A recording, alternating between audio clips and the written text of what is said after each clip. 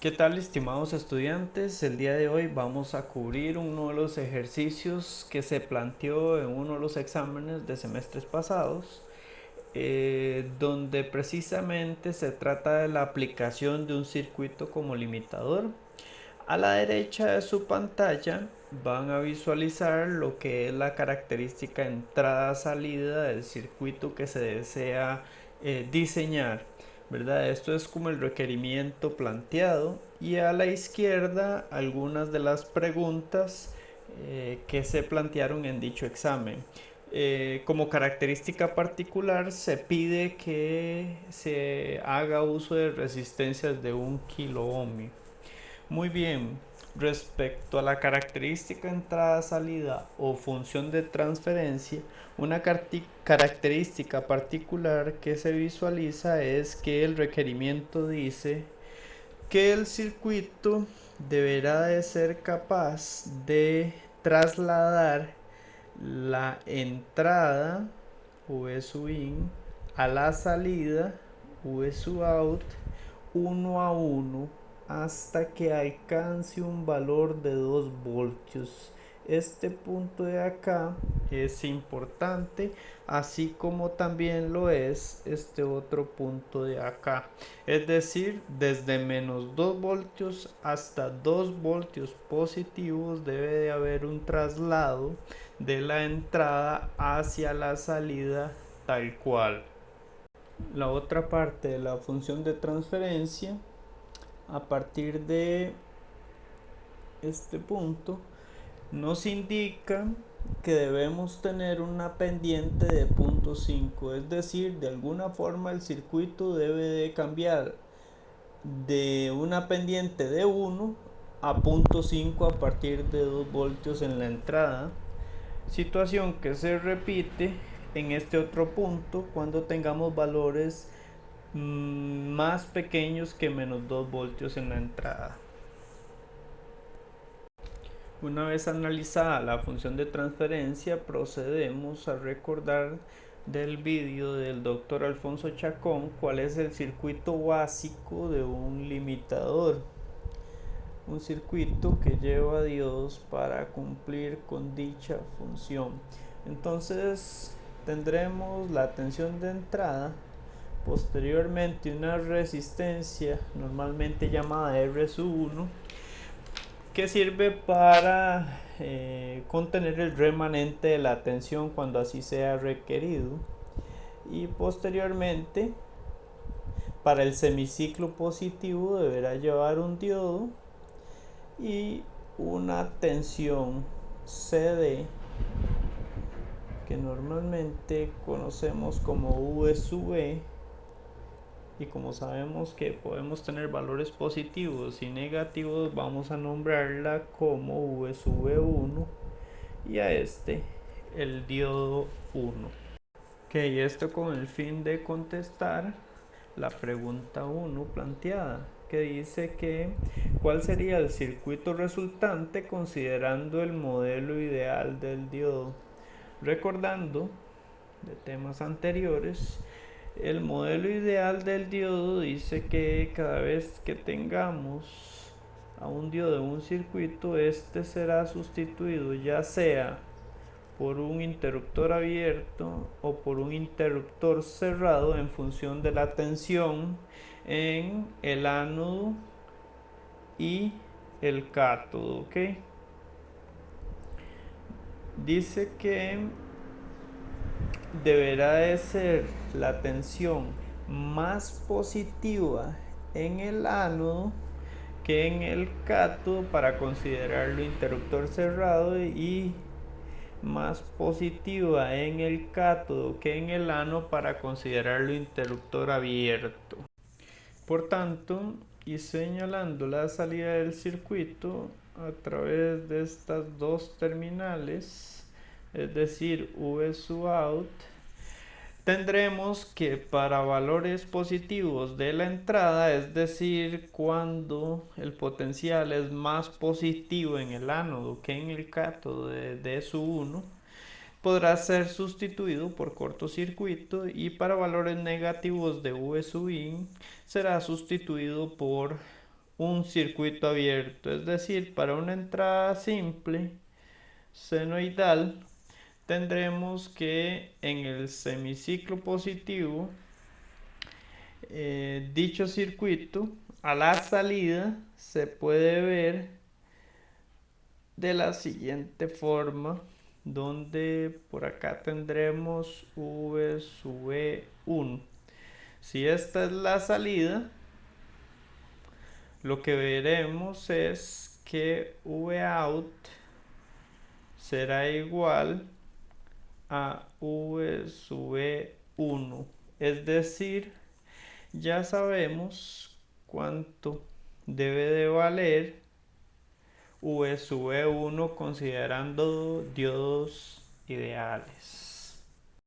Mientras que para el semiciclo negativo no se cumplirá que el potencial es más alto en el ánodo que en el cátodo, por lo que hay que sustituir el diodo ideal por un circuito abierto que quedará en serie con V sub 1, pero lo que visualizamos a la salida en ese caso es la entrada, llevándonos a cumplir parcialmente con la función de transferencia, ya que de momento cumplimos con un comportamiento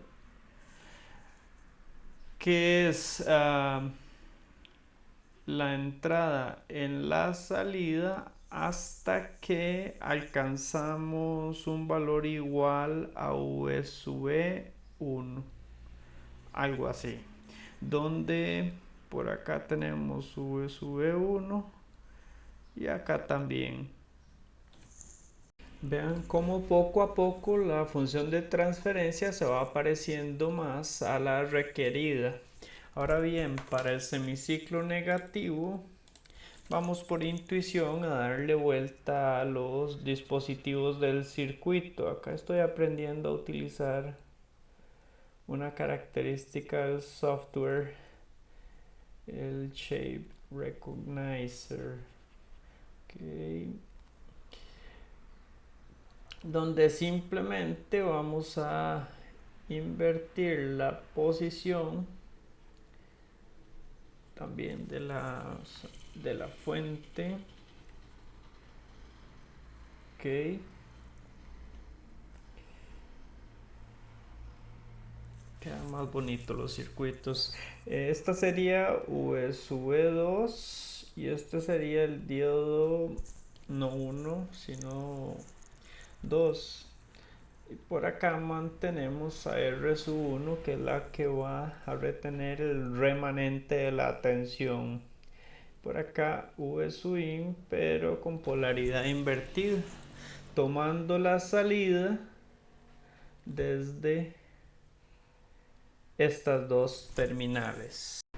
Con esta polaridad que tenemos acá en el ánodo del diodo 2, siempre vamos a tener un valor de menos V sub 2 en el ánodo. Es decir, este es el valor que hay que vencer por medio de V sub in, que cuando sea más negativa que V sub 2 hará que el ánodo tenga un potencial más positivo que el cátodo y conduzca. Es ahí donde se sustituye por un cortocircuito, el resto será un abierto y es la otra cara de la moneda de este circuito. Es decir, cumpliremos con este trayecto para valores negativos de entrada. Podemos decir entonces que el requerimiento desde menos 2 a 2 voltios ya está cumplido siempre que tengamos un valor CD de 2 voltios para V sub 1 y menos 2 voltios para V sub 2. Ya yo fuera de línea modifiqué ligeramente el circuito para completarlo y que ustedes vean cómo debería de ser dicho proceso. Vean que entonces colocamos en paralelo las etapas, una que es la que cumple con el semiciclo positivo, es decir, para valores positivos de tensión de entrada, y la otra que es la que cumple o que ya teníamos dibujada con el rango de valores negativos. Ok, acá entonces rotulamos correctamente el diodo 1 V1 que tiene la polaridad más menos de forma opuesta para V2 y siempre consideraremos la salida en paralelo. Con esto, como ya lo mencionamos, cumplimos con el rango desde menos 2 voltios hasta 2 voltios. Ahora bien, si vemos la función de transferencia completa o la característica entrada-salida, vemos que para valores superiores a 2 e inferiores a menos 2, el requerimiento dice que se ocupa una pendiente de 0.5. Así como está, hay que agregar algún otro dispositivo. ¿Ok? Vean que entonces el valor de la resistencia para remanente de tensión, tal cual lo dice la descripción arriba, debe ser de 1 kilo ohm. Para que nosotros tengamos valores con alguna pendiente, debemos de agregar otra resistencia en serie con todos los dispositivos que tenemos de salida, para así poder generar un divisor de tensión a partir de que se vence la tensión V2 y que el diodo tanto 1 como 2 conduzcan en sus respectivos semiciclos. Entonces, si agregamos por acá un resistor a cada etapa, entonces veremos que, bueno, quedaron un poco feas, pero la intención es que sean resistores. Acá tendremos entonces la restricción de que esto sea un K y este otro también sea de un K. Como esta etapa fue la que diseñamos primero, vamos a bautizar esta como R2 porque R1 ya está asignado, y esta que fue la que diseñamos de última, R3. Entonces vean, chicos y chicas, que por acá la tensión de salida va a ser, una vez que superamos el valor de V2 de entrada, que ya sabemos que el comportamiento se mantendrá porque el diodo seguirá abierto, ¿verdad? Entonces, para valores superiores a 2 voltios en el semiciclo positivo y menos 2 voltios en el semiciclo negativo, tendremos que la salida será la entrada multiplicada por, en el semiciclo positivo, por ejemplo, será R2 sobre R2 más R1, y como todas las resistencias son iguales, vamos a tener entonces que esto será 0.5 por Vin, cumpliendo así con el requerimiento de tener una pendiente distinta una vez que se supera el valor de 2 voltios o menos 2 voltios por acá, ¿verdad? Ok, con esto contestamos completamente la parte 1, ¿verdad?, del ejercicio, y abarcamos entonces la parte 2, donde dice considere diodos reales. Vea qué interesante, ¿verdad?, porque ya esto se acerca más al comportamiento obtenido en un circuito real, ¿verdad? ¿Qué sucede con la función de transferencia que ya tenemos al considerarlos? Videos anteriores indican que en algunas ocasiones manejar el diodo real no es exactamente cómodo a nivel matemático, por lo cual se aproxima al modelo de tensión constante.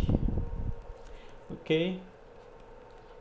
El modelo de tensión constante dice que cada vez que tengamos en un circuito un diodo, este va a ser sustituido en función de la tensión que tenga ánodo cátodo por un circuito abierto en serie con una fuente de tensión CD que sea VD on, ¿verdad?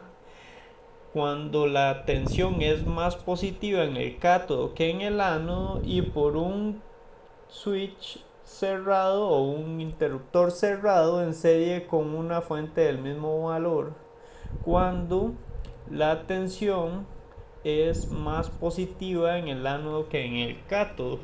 Ahora bien, vamos a ver qué repercusiones tiene considerar ese modelo, que es lo más real que podemos hacer para este ejercicio, cuando sustituimos esos valores en D2 y D1.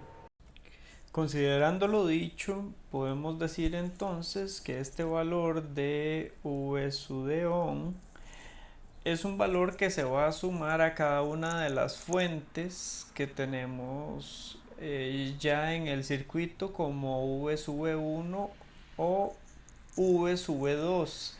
Es decir, al final habrá que vencer un valor donde se encuentre el interruptor, ya sea abierto o cerrado, asumamos que es cerrado, que sea igual a V sub de on más V sub 1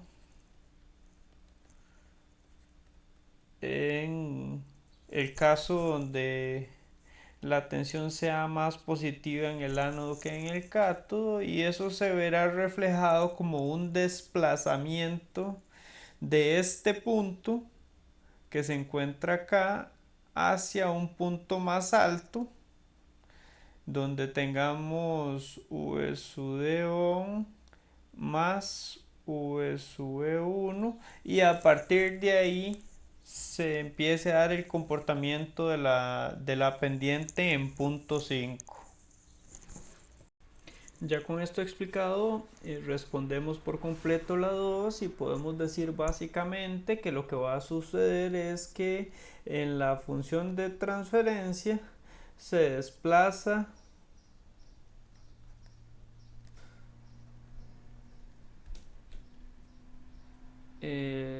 podemos decir que la pendiente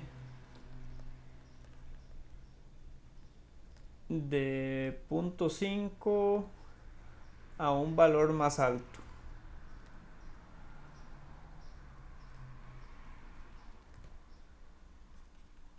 Y esto sería igual a V de on más V B1, o en su defecto a un valor más bajo que V de on disculpen, V de on negativo menos VB2.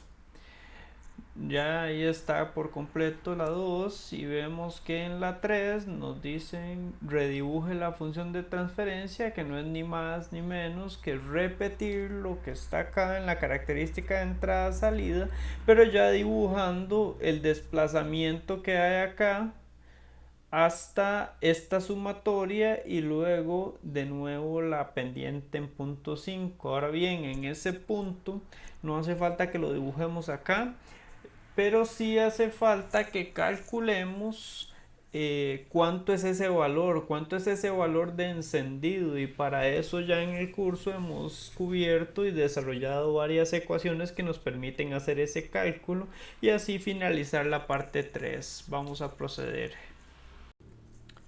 Entonces, para responder la parte 3 recordamos que el potencial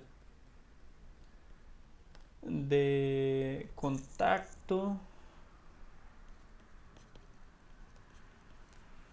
de la juntura, como son diodos, entonces sería la juntura PN, se puede calcular por medio de, recordemos que este potencial puede ser V sub B, que es igual a la tensión térmica por el logaritmo natural de la concentración de aceptores n sub a por la concentración de donadores, todo dividido entre la concentración intrínseca cuadrada, y esto nos va a dar ese potencial de juntura que, si vemos la descripción, es 1.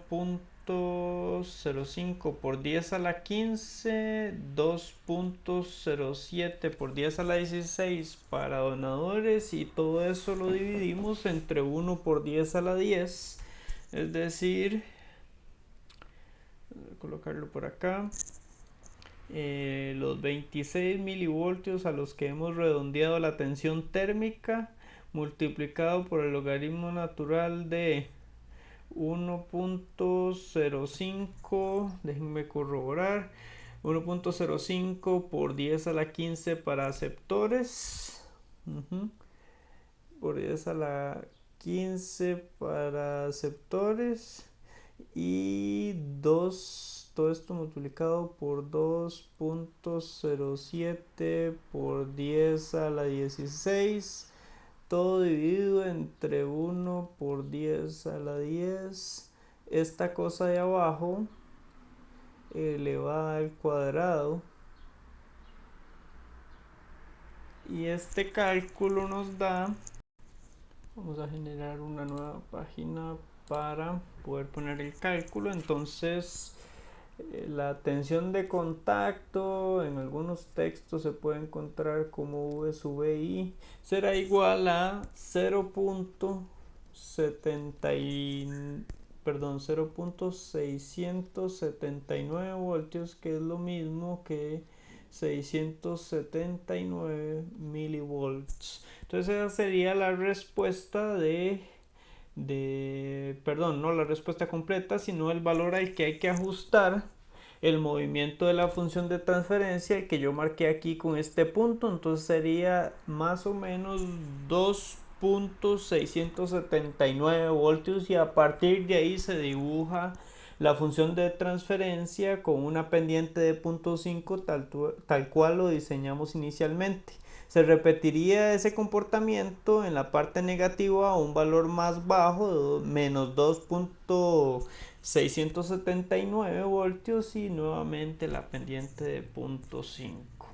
Para la parte 4 vemos que se nos pregunta por el diagrama de bandas de la unión PN. Eso es simplemente teoría, y por acá entonces traigo como un clipboard copiado dicho diagrama, al cual quiero hacerle un par de observaciones. Simplemente vean que tenemos por acá el comportamiento del doblamiento de dichas bandas, donde un material P, que es uno de los materiales dopados que forma un diodo, va a tener el valor o nivel de Fermi por debajo del nivel de intrínseco, y entre el intrínseco y la banda de valencia. Mientras que un material tipo N, dicho valor de Fermi va a estar entre el nivel intrínseco y la banda de conducción. Cuando los materiales se unen, se asume que al otro lado de la zona de vaciamiento, a ambos lados, perdón, de la zona de vaciamiento es el mismo nivel de Fermi, y eso es lo que determina el doblamiento de las bandas. Ok, con esto podemos dar finalizada la pregunta 4. Claramente, antes de continuar a la 5, podemos visualizar que el potencial de contacto es que esta diferencia entre la banda de conducción del material N y el material P es proporcional a, o más bien es la tensión de contacto generada, y estas líneas demarcan la zona de vaciamiento, donde esto es menos X sub P y esto es X sub N. Muy bien, ya para la pregunta 5 y última, dice cuál es el potencial de contacto para 350 Kelvin, es decir, mucho más caliente que temperatura ambiente. Para ello, vamos a agregar una página nueva. He copiado esta imagen que saqué del Pierret, para el cual vamos a determinar cuál es la concentración intrínseca para esa temperatura. Vean que entonces estaríamos a la mitad entre 300 y 400 para la curva del silicio, asumiendo que los diodos son de silicio. Entonces veremos que por acá, bueno, vamos a demarcar que esta es la respuesta de la parte 5. Vamos a ver que en esta curva, que es la de silicio, prácticamente estaríamos como a la mitad, ¿verdad? Que sería más o menos esa de ahí. Ok, 2, 3, 4 por 10 a la 11 aproximadamente, ¿verdad? Entonces n sub i igual a 4 por 10 a la 11 cuando el silicio está a 300 Kelvin. Perdón, 350 Kelvin. Otro factor que hay que tomar en cuenta es la variación que hay en la tensión térmica, que también se puede encontrar en algunos textos como V sub T. Recordemos que para calcularla vamos a decir que sería la constante de Boltzmann por la temperatura entre Q. ¿Ok? Este Q, si lo consideramos como un electrón, nos permite calcular directamente la tensión térmica en voltios. Es decir, eliminándolo ya no tendríamos el electrón volt de la constante de Boltzmann. Por lo tanto, podríamos utilizar el valor de la constante de Boltzmann por electrón voltio entre Kelvin para eliminar el de la temperatura y que solamente nos quede un electrón. Por lo tanto, podemos decir, perdón, que solamente nos queden voltios. Por lo tanto, podemos decir que esto sería igual a 8.571 por 10 a la menos 5 voltios, porque ya estamos considerando el electrón de acá, multiplicado por 350 Kelvin, que se fue con el Kelvin que tenía la constante de Boltzmann, y esto nos da aproximadamente 29,99 milivoltios. Okay. Para poder entonces calcular el valor de la tensión de contacto de la unión PN, que será igual a, vamos a hacerlo por partes, a ver si hay más espacio por aquí abajo. Ok, entonces será la tensión de contacto igual a 29,99 milivoltios multiplicado por el logaritmo natural de lo que ya teníamos, que era 1,05 por 10 a la 15 por 2,07 por 10 a la 16,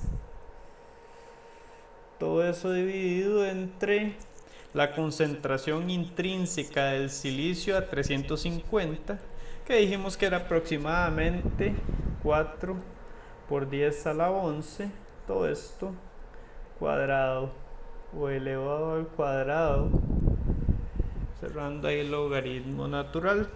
Por lo tanto, la tensión de contacto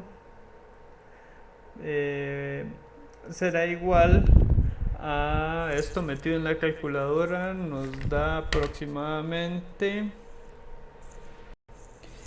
0.561,6 voltios, que es igual a 561,6 milivoltios. Y aquí damos por finalizado este problema.